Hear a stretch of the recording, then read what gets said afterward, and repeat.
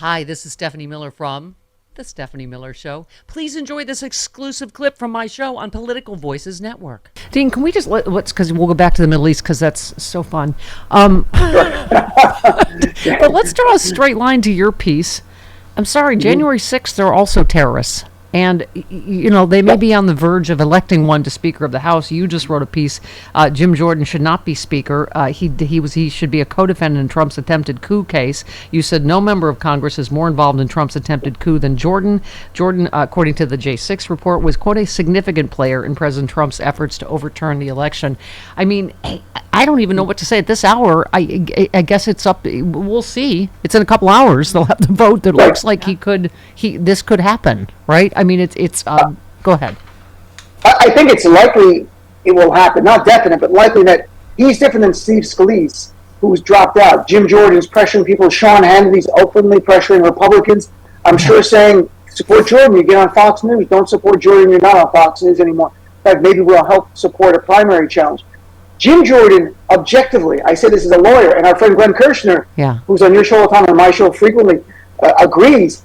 Jim Jordan should be charged as a criminal co-defendant. Sure. But Jim Jordan, as a January 6th report documents, he's not just voting on January 6th against certified. One of the architects, right? Of January 6th. He is. Yeah. He was the lead person. Liz Cheney said there's no member of Congress who knew more or helped Trump more in overturning the election than Jim Jordan. It's not hyperbolic to say this. This is documented in the January 6th report. He led conference calls on January 6th, plotting to prevent the certification. He was in part of other conference calls and meetings in the White House plotting this. On January 5th, the day before, he is texting Mark Meadows, giving advice what to tell Mike Pence to prevent the certification of Joe Biden's victory. All of this was obstruction of the January 6th certification, which Trump is charged for. They hit an illegal goal. They took overt acts and furthered this.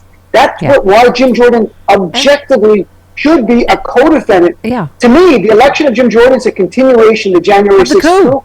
It puts one of the coup masters 2 heartbeats away from being president. And that concerns me because MAGA knows that. MAGA knows that. Exactly. And, they know Jim Jordan speaking of violence, on day one. Speaking of violence, Dean, we've been talking about this. That if Jim Jordan becomes Speaker, I wish I trusted the Secret Service more in terms of protecting Biden and Harris. I mean, we have seen the kind of violence that they are capable of to hold on to power or to get into power. I mean, and also put your lawyer hat on for a minute. Someone that's actively been defying a subpoena, who does not believe in the Constitution, apparently. No, Jim Jordan, the January 6th committee tried to subpoena him. He just blew it off. This is a guy who talked to Donald Trump twice on January 6th, who talked to Rudy Giuliani twice that day, and he would not go forward with what he said, and he lied publicly, and then they got their phone records, January 6th committee, it was confirmed, he talked to Trump twice. This man should be a defendant awaiting trial right now, like Donald Trump, before Judge Chutkin, and it's unfortunate, Jack Smith is doing a great job. They wanted to streamline this case, get it to trial by March. I think that's going to happen. Jim Jordan, as Speaker, everything he's going to do, one motivation, protecting Donald Trump. He was doing that as Judiciary Committee Chair, interfering with Fannie Willis's case and Alvin Bragg and DOJ. Wait, as Speaker now? I mean, Rachel Maddow speculated, if Trump runs and loses, do we think that Speaker Jordan will ever, certify an election again? I mean, it's terrifying, just the possibilities of what could happen. Right. Well, the way we have to prevent that is to win the election in 2024 and Democrats take the House because then the new House is sworn in before January 6th. Right. But you're absolutely right. If Republicans keep the House, Jim Jordan's Speaker, there's no certification of Joe Biden's victory. Doesn't happen. Nothing. So here's no way. There's no transfer of power. You and I never thought of using our producers as bouncers, but now we do, because Hannity's producers have been contacting reluctant Republicans about their speaker votes. But this effort, according to one article, Dean, has been counterproductive to swaying Jordan's skeptics. In one post, someone on Twitter said Republicans were growing increasingly irritated with the pressure from Jordan allies, citing emails sent by a Hannity producer as an example. Well, I don't know. It could be worked both ways. He apparently has bullied some people enough, right? Yes, he has. Right. It says now maybe he's 10 votes short. I'm hoping Democrats do something clever here and maybe work a deal. A few have reached out to some Republicans. Maybe the Speaker Pro Tem who's there, Patrick McHenry, not a great guy, but not a January 6th insurrectionist plotter. Different. So at least you got that. They keep him in power. that would be better than Jim Jordan. I know some Democrats are like, well, let's show America Jim Jordan. I'm too afraid of what he will do as Speaker to allow that to happen. Yeah. So if there's a way to stop it, people are like, have to step up. Yeah, people are like, oh, politically, this is great. We'll definitely take back the House. And I'm like, I just don't know if America can afford to have this lunatic in there for any amount of time. Speaking of intractable problems, let's talk about the Middle East. Oh boy! Don't you feel? Sure. I mean, we're having Ben Glebe on Monday, Israeli American comedian, friend of yours, right? You are obviously a Palestinian American comedian. It is. I mean, that's the depressing thing. You always feel like, is there a counterpoint? Like, I think, as we've been saying all week, Dean, it just seems like the whole thing is so heartbreaking because, Hamas is not synonymous with the Palestinian people, and Netanyahu is not supported by most Israelis. I mean, it just, I don't think either of them are for a partner for peace. What is your take on it? I mean, Hamas hasn't allowed an election in 17 years or something? It's like in MAGA's dream. I mean, on some level, the idea they get Trump in and no more elections in America, and then we're stuck with it. Look, I mean, the Hamas committed a brutal, horrific terrorist attack on the Israeli people, killed 1,300. It shook some of my Jewish American friends to their core. I have, countless friends who were Jewish, and my heart breaks for them and grieves for them, and they were shocked. And it was the worst terrorist attack we've seen by any Palestinian group or anyone on the Jewish people since the Holocaust. And that, we have to stand with the civilians and the families and grieve with them. I think that's what you do when you have humanity. It's not about politics. This was horrific. At the same time, the Netanyahu response now against the people of Gaza has been the worst attack we've seen in the history of the conflict.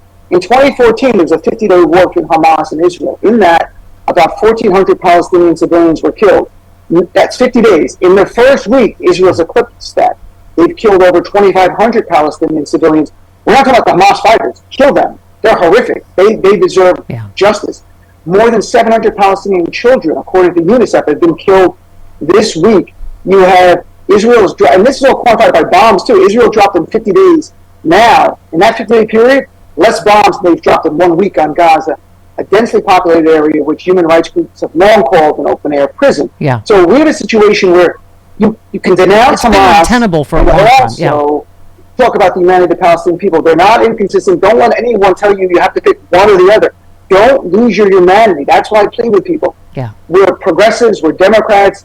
We have humanity. Our hearts are big enough to grieve for both people and then work towards a resolution that we hope is just and for a lasting peace for both Palestinians and Israelis going forward. What is the resolution, Dean? That's the problem is, if they do eradicate Hamas, which you're saying, they should. They're terrorists. Their charter is about eradicating all Jews. They're not, it's not like they're hiding it. So, but then what happens? Then what happens in Palestine? I mean, my fear is there any hope for the Palestinian people? So they get rid of Hamas, then what happens? Do the Palestinian people ever get a voice that is actually a partner for peace there? If Hamas, the military wing, is eradicated, there's two wings of Hamas. And to get detailed, because we're Democrats and we think like this, there's the military wing and there's a governmental wing that runs schools and hospitals and stuff. The military wing, they have to do what they have to destabilize that, denigrate it, or eliminate it, but at the same time be very concerned about Palestinian Christians and Muslims living within Gaza. Look at the contrast to the West Bank. 3 million Palestinians, that's where my family lives. You don't see this violence coming out of there. Why? While it's not perfect, there are checkpoints and limited freedom at times, they still have hope. There's commerce, there's jobs, there's education. People have something to live for. Yeah. In Gaza, they have nothing to live for on this planet. Nothing left. 90% without free water. Yeah. It is an open-air prison where they're cut off from the rest of the world. Yeah. So when you have nothing to live for, the sales pitch of being rewarded in the next life is a lot easier to make that sales pitch. We don't see that in the West Bank happening. There are Palestinian Christians and Muslims there. Why don't we have missiles fired on Israel from there? Because the people are living and they're thriving within constraints. It's still not fully freedom. They're not fully equal, but it's far better, and there's a hope for a better life there. You have to do that in Gaza, and it's got to be the same way. Instead, it's been since 2007 a blockade by Israel and essentially the world of the people of Gaza, except for humanitarian aid. I mean, it's like, and that's where we're saying the heartbreaking, thing of this is, in some cases, it's the peace activists on both sides that are getting killed. The ones that don't, that would make a better world there if they could. Dean, this will probably be over, so this news cycle we won't use it anymore. But last time we need to talk about this. This will be done. But I do want to say what you said though about on the Israeli side, you need a partner for peace. Netanyahu, since 2015, has said point blank, there'll be no Palestinian state on my watch. So there's nobody there to negotiate on the Israeli government side. Right. He's a far-right crook, just like Trump. He's he's the Trump of the Middle East. Exactly. That's the truth. Is Trump going to violate the gag order, and then what does the judge do? I hope so. I hope he imprisons Trump in my apartment. Like he has to Trump is in prison here. Secret Secretary is staying in the hall. I only have a 1.5 bedroom. I will share it with Trump every day. I just taunt him. You know how much fun that is? I feel like only he understands the true situation in the Middle East, though. You did hear him say that we've been attacked by Hamas. So I think, yeah. We will have a lot of hummus for him, baba ganoush, all the Middle Eastern delicacies. Every morning I'll taunt him and wake him up about posting my tweets about him. It's our future.